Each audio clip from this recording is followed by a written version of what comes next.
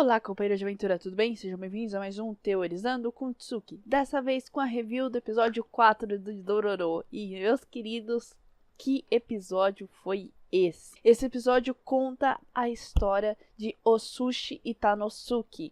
E eu tenho que admitir que toda vez que falava Osushi, eu pensava em um sushi num prato. E eu sei, isso é idiota, desculpa. No começo do capítulo, encontram uma viajante, e essa viajante, que é a Osushi, ela está rezando num templo, e nisso ela vê o Dororo e o Hyakimaru, sendo que o Hyakimaru está na chuva, e o Dororo fala que ele está na chuva meia hora, mas que é inútil tentar falar com ele porque ele é surdo.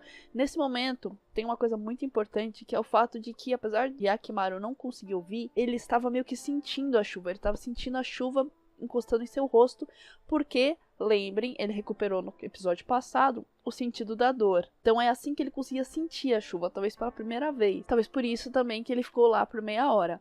Até que, pra variar, ele sente uma presença estranha ali na floresta e vai ver o que é. O monstro, dessa vez, na verdade, está num objeto, uma espada amaldiçoada, no melhor estilo One Piece. Na verdade, o conceito de espada japonesa amaldiçoada não muda muito, né? É uma espada maldita, não tem muito como variar. E enquanto o Hyakimaru tenta achar o dono daquela energia vermelha que ele viu, energia vermelha, olha só, que nem eu aqui, ó, tem assim, ele encontra muitas pessoas mortas pelo caminho, até que encontra o Tanosuke, com cabelos brancos, a lá Tokyo Go. O japonês tem alguma coisa a ver com cabelo branco pra mostrar que o bicho tá possuído, não sei o que. Se você souber, coloca aí nos comentários que eu quero muito saber qual que é a explicação pros sagas da vida ficarem de cabelo branco quando estão possuídos. E eles começam a lutar. O próprio Tanosuke diz que a espada tá controlando ele, mas o Dororo não fica muito confiante com isso. Assim, ó, você tá sorrindo, cara. Você tá sorrindo. Como é que você tá sendo controlado da espada? A espada aqui que é sangue? Corta essa, meu bem. Que é sangue não, você está se divertindo com tudo isso. E durante o confronto entre Tanosuke e Hyakimaru tem uma coisa também interessante, novamente frisando essa coisa de recuperação dos sentidos do Hyakimaru, que é o fato de ele ser cortado no rosto e ele fica impressionado, porque ele sente a dor do corte agora nele. E nisso o Tanosuke cai pelo penhasco e tal, e essa coisa toda pra dar encaminhamento pro episódio.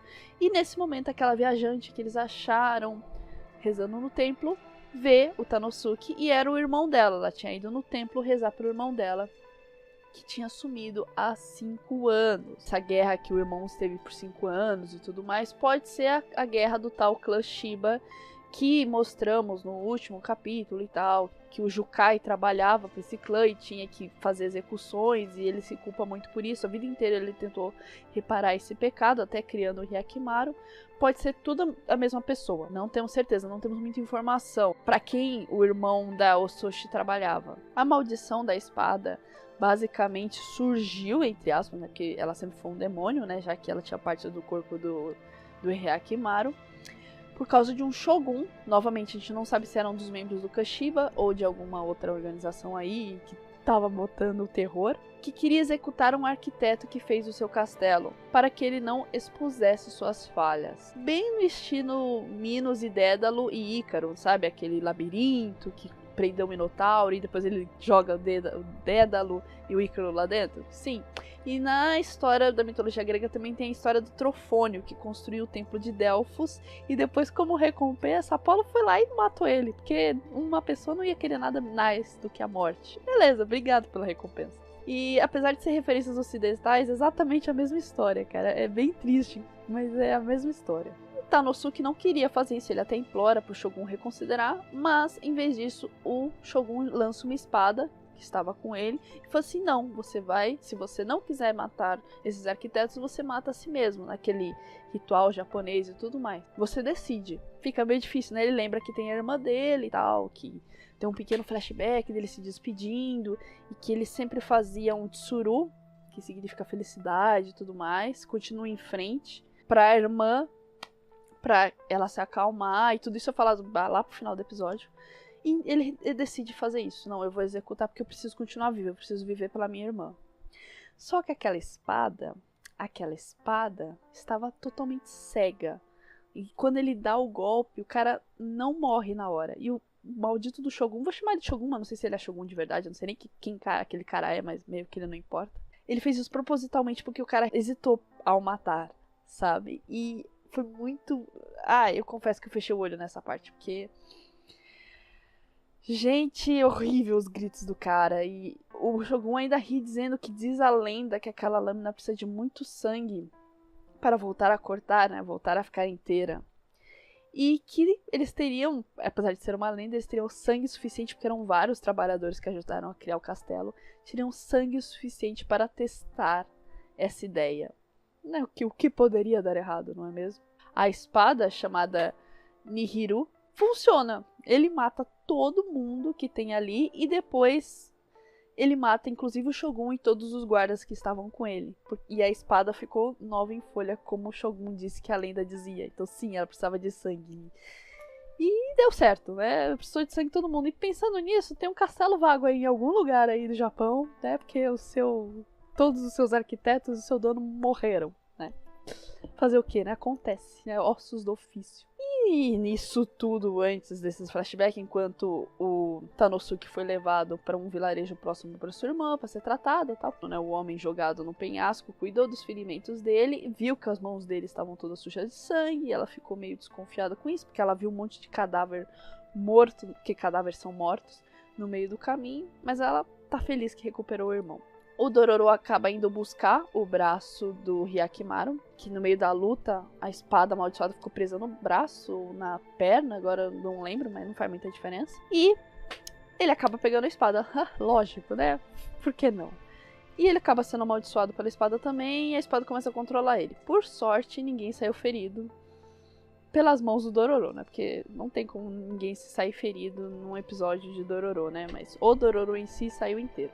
A espada controla completamente o Dororo e dá muita agonia essa sequência de cenas. Eu confesso que eu fechei os olhos quando umas pessoas aleatórias entraram na frente dele. Porque, eu achei, não vai ser mó carnificina, o garoto é só uma criança, o garoto é só uma criança. Eu fechei, a segunda vez que eu fechei 2 vezes os olhos nesse episódio, porque olha, desculpa, mas a Tsukinha aqui é sensível, tá? É por isso que eu tô demorando tanto tempo pra ver Castlevania. Eu estou há 3 meses vendo a segunda temporada, até agora eu tô no minuto 7 do episódio 1. Mas tamo avançando. Mas por sorte, como eu disse, ninguém se feriu. E ele continua indo em direção à vila onde o Tanosuke foi com a sua irmã.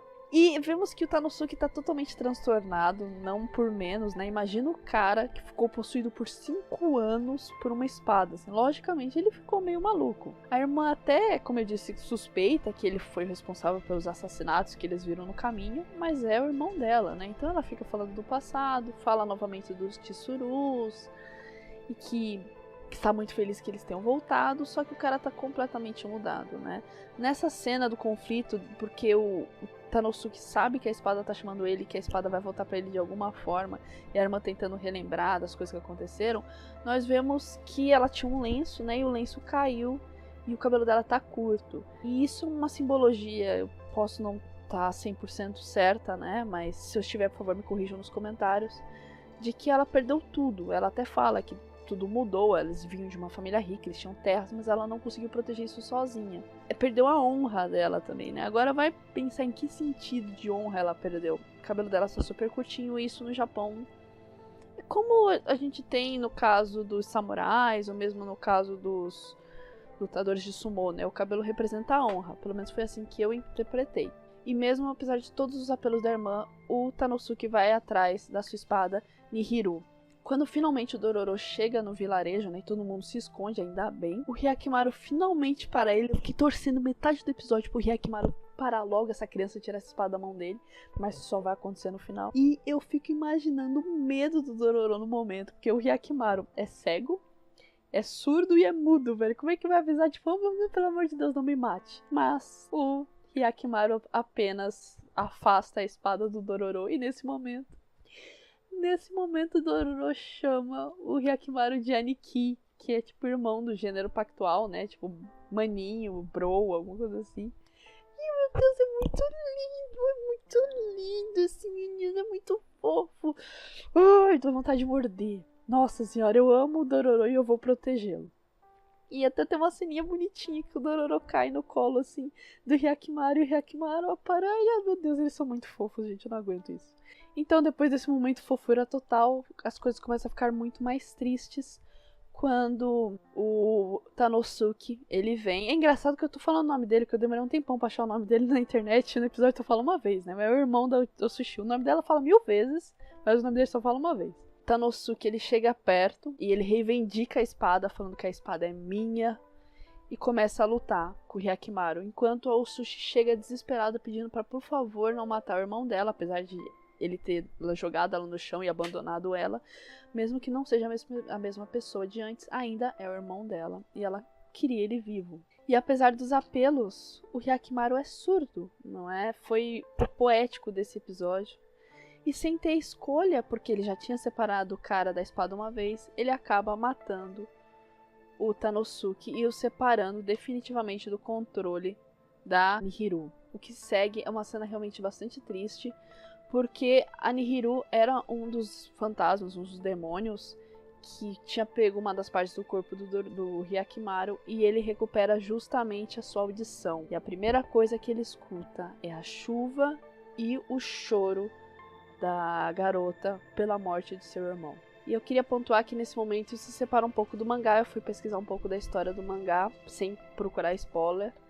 E o Tanosuke, ele tira a própria vida pra aplacar o desejo de sangue da espada, no mangá, na história original, mas no anime eles quiseram fazer essa versão mais poética. Hyakimaru não ouviu os apelos da irmã e a primeira coisa que ele escutar é o choro. É peculiar, faz muito tempo, muito tempo mesmo que eu não vejo um anime que o personagem principal mata outras pessoas. Geralmente esses personagens só matam demônios e tal. Mas eu gostei dessa mudança que eles fizeram. É muito mais triste e melancólica, mas eu gostei, né? Você imagina, a primeira coisa que você ouvia é o choro de uma irmã porque você matou o irmão dela. E antes que esse episódio muito melancólico, que fica com aquela coisa, né? Eu fiquei esperando até o último momento que conseguissem livrar o Tanosuke do controle da espada sem ele ter que morrer, mas lendo o mangá não ia ter jeito mesmo.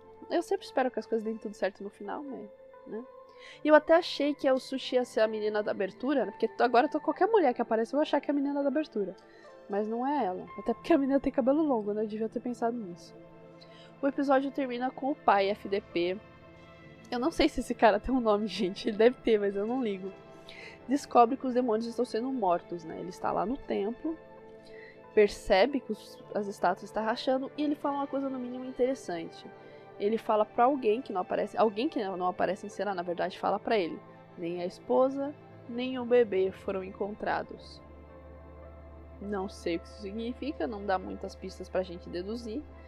E com isso acaba o episódio. A última cena que temos, na verdade, são dois Tsurus, que era a união dos dois irmãos, o símbolo deles, naquele templo onde a Sushi aparece no começo do episódio rezando pelo retorno de seu irmão, que infelizmente aconteceu de uma forma que ela não gostaria. E essa é a minha review. Eu fiz bem mais resumida dessa vez, até porque vocês continuam falando pra mim fazer isso, né, dar mais a minha opinião, não contar tanto episódio. E como os views e todo o retorno dessa review tá muito fraco, eu tô fazendo vídeos menores também pra ficar mais fácil de editar.